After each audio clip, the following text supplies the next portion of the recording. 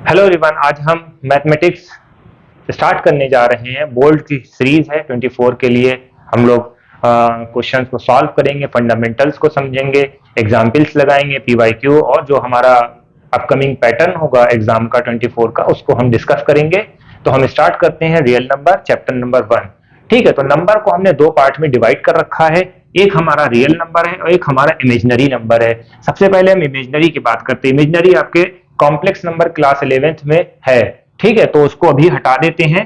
ठीक है, तो हम सबसे पहले रियल नंबर में बात करेंगे। रियल नंबर को दो तरीके से क्लासिफाई करा गया है, एक रेशनल है, एक इरेशनल है।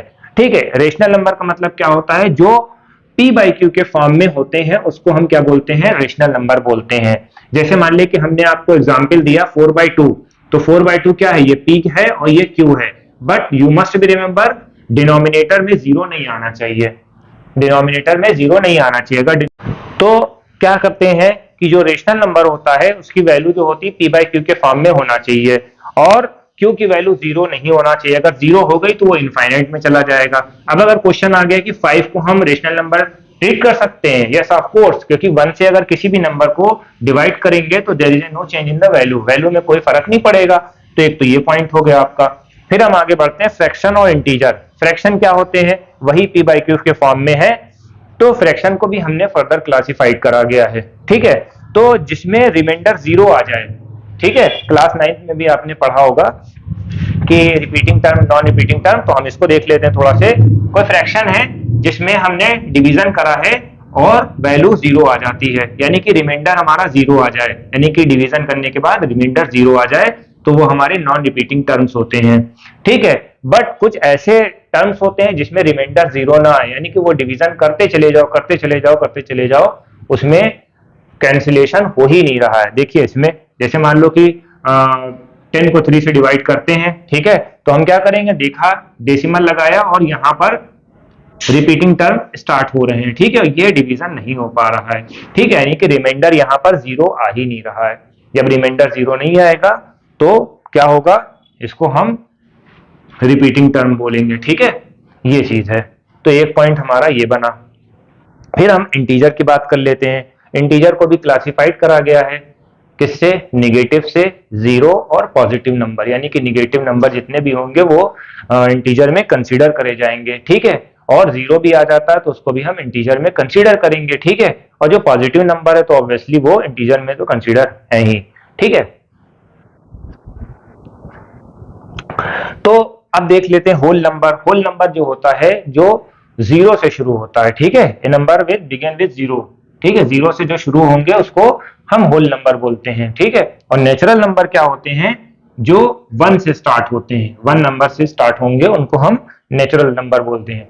तो आज की वीडियो जो हमारी है थोड़ी सी कंसेप्चुअल है, और जितने भी हमारे फंडामेंटल है, ताकि वो क्वेश्चन लगाने में आसानी हो जाए हम सब। अब हम बात करने वाले नंबर्स की, प्राइम नंबर, को प्राइम नंबर और कंपोजिट नंबर। ये बहुत इंपॉर्टेंट है क्योंकि इसी से प्राइम फैक्टराइजेशन सॉर्ट आउट करना है। ठीक है, तो ये भी देखते हैं। भाई प्राइम नंबर का मतलब क्या होता है? एक ऐसा नंबर जो खुद के नंबर से ही डिविजिबल हो सके। ठीक है, जैसे मान ले कि हमने आपसे कहा 5, क्या 5 किसी से कैंसिल आउट होगा? नहीं होगा। या तो वो 1 से होगा या तो 5 से होगा। ठीक है, जैसे मान ले कि हमने आपको दूसरा नंबर दे दिया, 6 दे दिया, तो 6 किससे डिविजिबल हो सकता है? 2 से भी डिविजिबल हो सकता है, 3 से भी डिविजिबल हो सकता है। ठीक है, तो ये हमारा प्राइम नंबर नहीं है, ये हमारा प्राइम नंबर है। ठीक है, तो प्राइम नंबर इस तरह के होते हैं जो अपने नंबर से डिविजिबल होते हैं। और ये बात याद रखिएगा कि जितने भी प्राइम नंबर्स होते हैं वो तो अपने नंबर से सेल्फ से डिविजिबल तो होते हैं और 1 से भी डिविजिबल होते हैं, तो ये दो तो हो ही गए इनके। ठीक है, अब तीसरा नंबर कोई भी हो सकता है जिससे वो अलग अलग डिविजिबल हो, अगर प्राइम नंबर नहीं है। जैसे मान लिया कि हम कंपोजिट नंबर की बात कर लेते हैं। कंपोजिट नंबर हमने ले लिया 10। 10 क्या है? कंपोजिट नंबर है। देखिए अब इसके कितने कितने फैक्टर बनेंगे? तो 1 से डिविजिबल हो सकता है और 10 से खुद से डिविजिबल होगा, 2 से भी डिविजिबल हो सकता है और 5 से भी डिविजिबल हो सकता है। ठीक है, तो ये कंपोजिट नंबर जिनके दो से ज्यादा फैक्टर हों। फैक्टर का मतलब है नहीं कि एक नंबर को कितने कितने नंबर से डिविजिबल कर सकते हैं, सिंपल सी मीनिंग है। ठीक है, तो ये हो गया। आज हम बात करने वाले हैं फंडामेंटल थ्योरम ऑफ अर्थमेटिक। इसमें क्या होता है बेटा? Every composite number can be factorise. Composite number हमने बता दिया था जिसके दो से ज्यादा फैक्टर हो। फैक्टराइज अगर करेंगे तो वो प्रोडक्ट होगा प्राइम नंबर का, और उसको यूनिक रखना होगा। यूनिक का मतलब क्या होता है, एक पैटर्न हमें बनाना होगा। जैसे मान लिया कि 45 है, तो 45 को जब हमने प्राइम फैक्टराइजेशन से सॉल्व करा तो 353 आया, तो हमें इसको इस फॉर्मेट में नहीं रखना है, हमें इसको इस फॉर्मेट में रखना, 3 × 3 × 5 के फॉर्मेट में रखना। ये हमारा अप्रोप्रिएट फॉर्मेट होगा according to this condition, right. तो एक पॉइंट ये बना। हमने एक प्राइम फैक्टराइजेशन का एक क्वेश्चन और ले रखा है ताकि आपको इजी हो जाए। प्राइम फैक्टराइजेशन के लिए आपको डिविजिबिलिटी टेस्ट बहुत तगड़ा तैयार होना चाहिए ताकि आसानी हो जाए, कॉम्पिटिटिव लेवल के लिए भी इजी होता है। तो 2 का प्राइम फैक्टराइजेशन आप जानते हैं, सॉरी डिविजिबिलिटी टेस्ट जानते ही है कि लास्ट डिजिट जो होती है शुड बी 0, ठीक है, या इवन होना चाहिए, ठीक है। तो कौन कौन सी है, 0 है, 2 है, 4 है, 6 है, 8 है। तो ये 0 था, ये 2 से डिविजिबल हो गया, फिर 2 से डिविजिबल हो गया, फिर 2 से डिविजिबल हो गया। तो हम एक यूनिक पैटर्न फॉलो कर रहे हैं, किसका, फंडामेंटल थ्योरम ऑफ अरिथमेटिक, ठीक है। यही बता रही ना, 2 से पहले करा, फिर 2 से करा, फिर चेक करा 3 से हो रहा है कि नहीं। कैसे भैया, इन सबका नंबर जो होना चाहिए मल्टीपल में होना चाहिए, किसके, 3 के। तो ये 18 आ रहा था, तो ये 3 के मल्टीपल में है। फिर हमने चेक करा, फिर ये 3 के मल्टीपल में आ रहा था, तो ये भी 3 से डिविजिबल हो गया।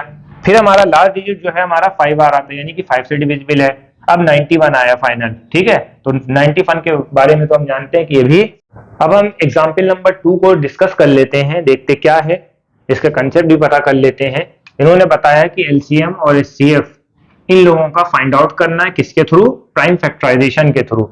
तो प्राइम फैक्टराइजेशन से हमने सबसे पहले ये निकाल लिया, 6 का प्राइम फैक्टराइजेशन 2 × 3 के पार्ट में हुआ है, और 20 का 2 × 2 × 5, ठीक है। वो वही हमने फंडामेंटल थ्योरम हमने लगाई है यूनिक ऑर्डर के साथ, ठीक है। तो एचसीएफ अगर हमें निकालना है तो फार्मूला क्या होगा, प्रोडक्ट ऑफ स्मॉलेस्ट पावर, ठीक है, of each common prime number, ठीक है। ये बात याद रखनी है, प्रोडक्ट ऑफ स्मॉलेस्ट पावर, ठीक है। स्मॉलेस्ट पावर कौन है इन दोनों में, ये है, ठीक है। और दोनों में कॉमन होना चाहिए कि 2 इसमें है तो 2 इसमें भी है, तो ये कॉमन है। 3 हमने क्यों नहीं लिया, क्योंकि 3 इसमें तो है, इसमें नहीं है, ठीक है। 5 हमने क्यों नहीं लिया, इसमें है मगर 6 वाले में नहीं है, ठीक है। वो कॉमन हमारा स्मॉलेस्ट पावर होगी, ठीक है। तो ये हो गया हमारा एचसीएफ, ठीक है। एलसीएम में क्या होता है, product of greatest power which each prime factor, यानी कि अब इसमें क्या करना है, ग्रेटेस्ट पावर भी लेना और जो बचे वाले पार्ट है उसको भी हमें पिकअप कर लेना है, ठीक है। तो इन दोनों की ग्रेटेस्ट पावर क्या थी, 2 की पावर 2 और इसमें 2 की पावर 1, तो हमने इसको 2 की पावर 2 में ले लिया। एक ये बना हमारा, इसमें हमारे 3 की पावर 1 है, इसमें 3 की पावर 0 है, ठीक है। अगर हमें करना है, क्योंकि 0 पावर का मतलब क्या होता है, आंसर 1, हमें रखना तो कुछ ना कुछ है ही, ठीक है। तो ये क्या हो गई, 3 की पावर 1 हो गई। इसमें 5 नहीं था, इसमें 5 था, तो 5 की पावर 1 है, ये भी हमारी पावर 1 हो गई। अब इसका हमने मल्टीप्लाई कर दिया, ये हमारा एलसीएम आ गया और इधर एचसीएफ हमारा 2 आ गया, ठीक है।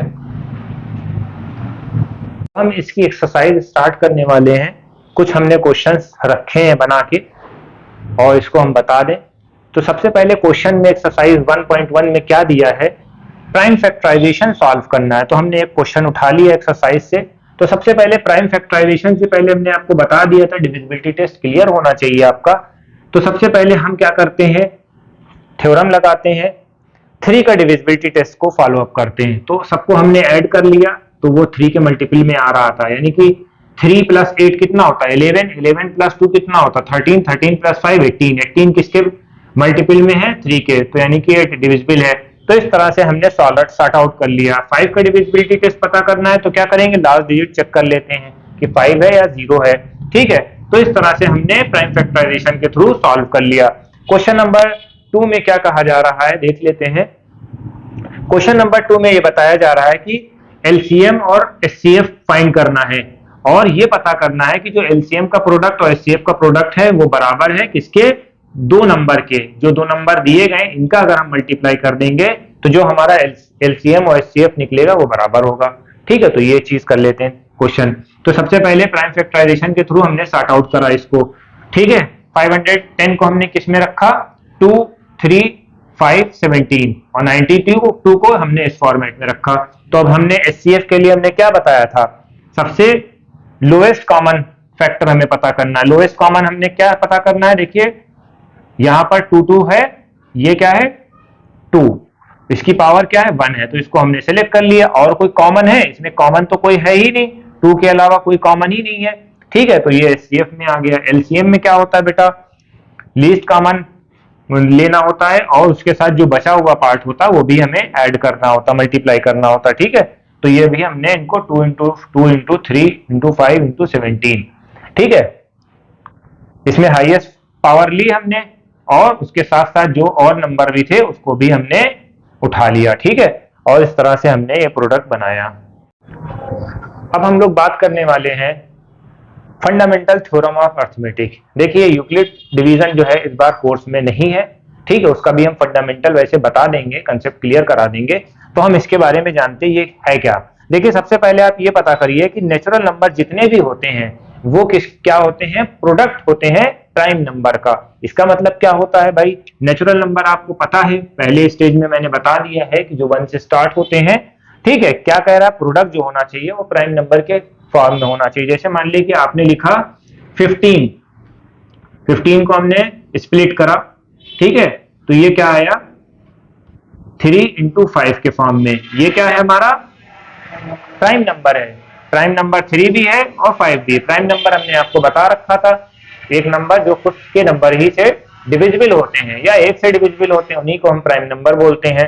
तो एक पॉइंट आपका ये हो गया। क्या समझ में आया? प्रोडक्ट होता है प्राइम नंबर का। इसमें देखिए ये प्रोडक्ट है, ये प्रोडक्ट है, इन दोनों का प्रोडक्ट का मतलब क्या होता है? मल्टीप्लाई और 5 का। ठीक है, दूसरा नंबर अगर हमने लिया है 3, 7, 11 और 23, ये सब क्या है? ये सब प्राइम नंबर है। 3 भी है, 7 भी है, 11 भी है, 23 भी है, ये क्या है? सब प्राइम नंबर है। ठीक है, अब हम जो देखिए बेटा, जब हमने इसका मल्टीप्लाई करा, एचसीएफ और एलसीएम लेके जब हमने मल्टीप्लाई करा तो क्या आ रहा था? एचसीएफ हमारा 2 आ रहा था, एलसीएम हमारा 23,460 आ रहा था। ठीक है, अब हमने क्या करा? अकॉर्डिंग टू क्वेश्चन क्या, इन दोनों को मल्टीप्लाई करना। जब मल्टीप्लाई हम करेंगे तो क्या होगा? 46,920 आ रहा, और अगर इन दोनों का नंबर का मल्टीप्लाई करेंगे तो ये भी आ रहा। दोनों अगर सेम है तो वेरीफाई हो रहा है। इसी तरीके से क्वेश्चन आपको करना है।